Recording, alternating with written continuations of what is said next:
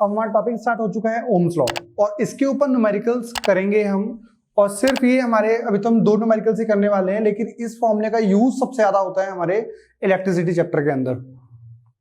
तो पहला क्वेश्चन इसके ऊपर करते हैं। तो कहता है how much current will an electric bulb draw from 220 volt source. मतलब हमें V दिया हुआ है, दो केस है हमारे पास। केस 1 में हम बात करें तो V हमें गिवन है दैट इज 220 वोल्ट सोर्स है।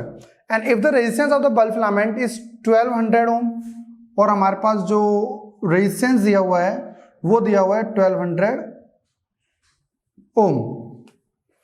अब V गिवन है, R गिवन है, हमें निकालना है हाउ मच करंट, मतलब I हमको निकालना है इसके अंदर। और हमें पता है V is equals to I R, तो V upon R is equals to I हमारे पास आ गया है। V कितना है हमारे पास 220 अपॉन R हमारे पास है 1200 इज इक्वल्स टू I। आप इसे आगे भी सॉल्व कर सकते हैं, 0 से 0 कैंसिल हो सकता है। आप इसे करेंगे तो 11/60 आ जाएगा। 11/60 एम्पेयर करंट आ गया हमारे पास। इसे यहां तक मत छोड़ना, डेसिमल में कन्वर्ट कर लेना, उसके बाद आप सॉल्व करना है इसे, पूरा वहीं हमारा कंप्लीट होगा। केस 2 की हम बात करते हैं तो ये बोल रहा है हाउ मच करंट, फिर से इसने करंट की बात कर दी है। आई हमें निकालना है। With electric heater coil draw from the 220 volt source, तो हमारा जो V है वो 220 वोल्ट ही है। If the resistance of the heater is 100 ओम, और R हमारे पास है यहाँ पर 100 ओम, तो V is equals to I R use करेंगे हम। हमें I निकालना है तो V अपॉन R, और V हमारे पास दे रखा है 220 और R हमारे पास है 100, 0 से 0 कैंसिल हो गया, हमारे पास I आ गया है 2.2 एम्पेयर। तो मतलब कि पहले वाले केस में हमारे पास आया 11/60 एम्पेयर और दूसरा हमारे पास आया 2.2 एम्पेयर। ये हमारा एनसीईआरटी एग्जांपल है जिसको हमने V equals to I R के बेस के न्यूमेरिकल्स में किया है। तो बढ़ते हैं हम नेक्स्ट क्वेश्चन की तरफ। अब हमारे पास है, क्वेश्चन कह रहा है कि the potential difference between the terminals of A electric heater is 60 volt. मतलब आप एक इमेजिन करो, आपके पास एक इलेक्ट्रिक हीटर है और इसके दो टर्मिनल हैं, एक है हमारे पास पॉइंट A और यहाँ पे हमारे पास है पॉइंट B, ठीक है। और इन दोनों पॉइंट के जो बीच का पोटेंशियल है वो हमें दे रखा है 60 वोल्ट, ठीक है भाई।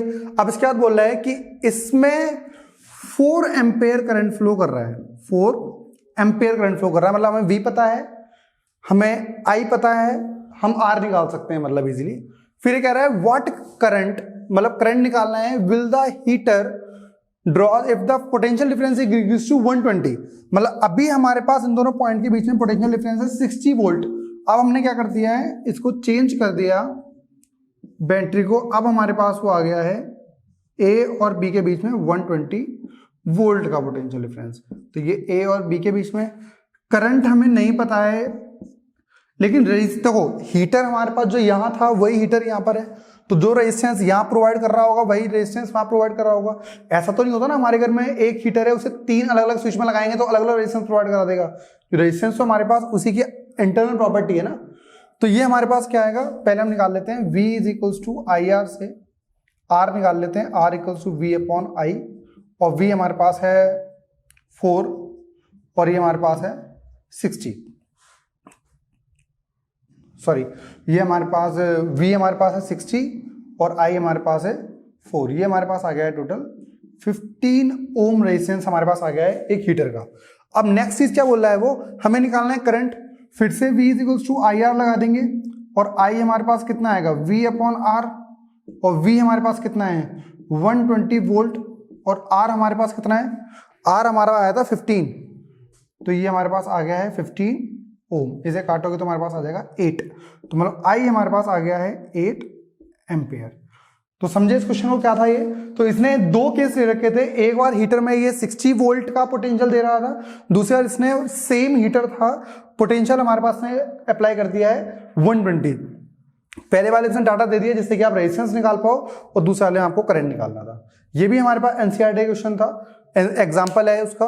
अब आगे हम बढ़ते हैं एक फैक्टर अफेक्टिंग की तरफ कि कौन कौन से फैक्टर्स होते हैं जो रेजिस्टेंस को इफेक्ट कर सकते हैं। तो फ्रेंड्स अभी तक हमने पढ़े हैं कि ऐसे फैक्टर जो रेजिस्टेंस को इफेक्ट कर सकते हैं, जिसमें हमारे पास टेम्परेचर होता है, नेचर ऑफ मटेरियल होता है, उसमें हमारे पास एरिया मिल जाएगा और लेंथ।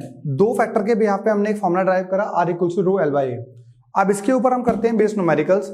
इसमें न्यूमेरिकल्स से बेस जब हम न्यूमेरिकल करेंगे तो आपको कुछ याद रखना है यूनिट्स के बारे में। तो यूनिट्स में जैसे हमारे पास mm दे रखा है, तो आपके पास कन्वर्जन आपको आने चाहिए सेंटीमीटर से मीटर में या mm से मीटर में, क्योंकि हमने पता है कि जो लेंथ होती है वो हम मीटर में ही लेते हैं। तो हमारे पास है 1 mm = 10⁻³ मीटर। ये वाला हमारे पास जो कन्वर्जन है वो यूज होगा। ठीक है, अब गिवन डाटा देखते हैं। पहले क्या क्या दिया रखा है हमको। इसने क्या रखा है, एल्यूमिनियम वायर हैज रेडियस, तो R दे रखी है इसने 0.25 mm, और मैंने आपको बताया कि mm से चेंज करते हैं 10⁻³ से मल्टीप्लाई करके, तो ये बन जाएगा 0.25 × 10⁻³ मीटर। और इसका आप कभी भी इन क्वेश्चंस के अंदर ना डेसिमल में मत छोड़ना, अदरवाइज कैलकुलेशन बहुत लंबी हो जाती है। तो इसे क्या लिख सकते हैं हम, R = 25 × 10⁻⁵ मीटर। तो सबसे पहली चीज आपको दे रखी है रेडियस, बाकी सबकी जो डायमेंशन होगी वो सही होंगी। लेंथ हमारे पास दे रखा 75 मीटर, तो ये हमारे पास लेंथ आ गई है 75 मीटर, और ये हमें दे रखा है 10 ओम में दे रखा है रेजिस्टेंस, तो R = आ गया है 10 ओम। अब फॉर्मूला हमें निकालना है, हमें निकालनी है रेजिस्टिविटी। तो क्या कर सकते हैं हम, A को A डिवाइड में वहां चला जाएगा मल्टीप्लाई में, तो हो जाएगा R × A/L = ρ। तो मतलब हमें R चाहिए, A चाहिए और L चाहिए।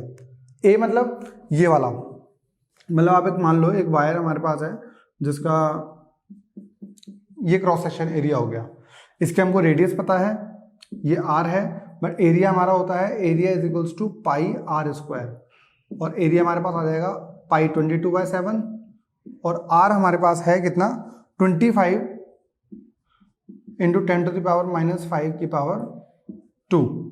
तो इसे हम लिख सकते हैं 22 ×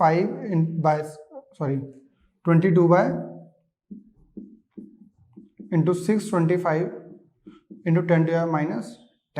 ठीक है, पावर हमने एक चीज प्रॉपर्टी पढ़ी थी ना पहले, तो जैसे हमारे पास A की पावर B है और उसको हमने 2 से मल्टीप्लाई कर दिया, तो A की पावर 2 भी हो जाएगा। फॉर एग्जांपल 5 की पावर 3 है और उसका स्क्वायर कर रहे हैं, तो हम क्या कर सकते हैं, 5 की पावर 3 × 2 = 6। तो मतलब पावर के ऊपर पावर होती है तो दोनों मल्टीप्लाई हो जाते हैं। तो R × A/L = ρ आ गया हमारे पास, वैल्यू पुट कर देते हैं। R हमारे पास है 10, एरिया की जगह हमारे पास आ गया है 22/7 × 625 × 10⁻⁻10, और लेंथ हमारे पास है 75 = लेंथ ρ। ये हमारे पास ρ आ गया है। तो 25 से कट करोगे तो ये 25 आ जाएगा, और ये हमारे पास 3 आ जाएगा। ठीक है, 10 की पावर 1 है या 10 की पावर -10 है, बेस सेम है, पावर ऐड हो जाती है, तो हमारे पास आ जाएगा 550/7 × 3 21 × 10⁻⁻9 ρ। ठीक है, अब ये हमारे पास फिर से यहाँ 10 अलग कर सकते हैं हम इसको, तो 10 से इसे अलग कर देंगे तो ये हमारे पास आ जाएगा 55/21 × 10⁻8। ये हमारी आ चुकी है डेंसिटी। रेजिस्टिविटी, तो इसे काट दोगे तो आ जाएगा 2.62 × 10⁻8 ओम मीटर। ये हमारे पास आ चुकी है इस वायर की रेजिस्टिविटी। तो इसने कहा था कि aluminium wire has a radius 0.25 mm and length 75 metre if the resistance of the wire is 10 ohm. तो तीन चीजें हमें बताती है, तो रेडियस पता है, एक लेंथ पता है, और तीसरी चीज पता है हमें वायर की रेजिस्टेंस। रेजिस्टिविटी निकालनी थी, ये फॉर्मूला रहा, और उसमें हम वैल्यू पुट करते रहे। अब बढ़ते हैं हम नेक्स्ट क्वेश्चन की तरफ। अभी बोला था resistance of the wire of 0.01 centimetre radius इस 10 ओम। तो इसने क्या कर रखा है, एक हमारे पास वायर है, इस वायर की इसने रेडियस दे रखी है, R दिया हुआ है इसने 0.01 सेंटीमीटर, और आपको पता है 1 सेंटीमीटर जो है = 10⁻² मीटर के बराबर होता है।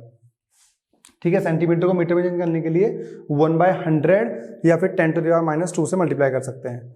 ये हमारे पास आ जाएगा R = 0.01 × 10⁻² मीटर, और R = 10⁻⁴ मीटर हमारे पास आ जाएगा। ये आ गया रेडियस। फिर रेजिस्टेंस हमें दे रखा है 10 ओम।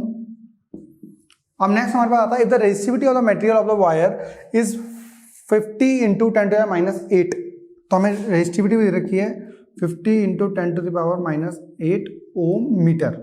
ठीक है, find the length of the wire, formula यही यूज है हमारे पास।